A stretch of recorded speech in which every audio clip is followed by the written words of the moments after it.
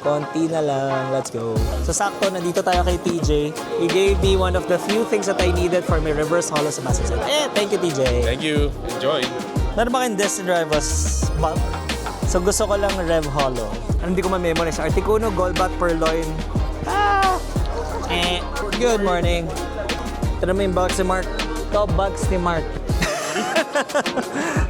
Walang gusto magbukas, pero dami naghahanap.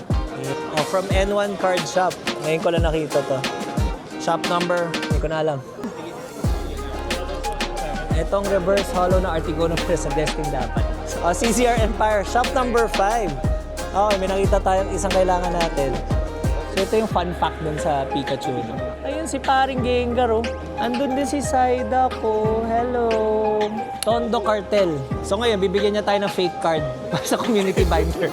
So pili daw ako ng isa. Ito ang binigay niya sa atin para sa community binder. Di ba? May Rayquaza pa.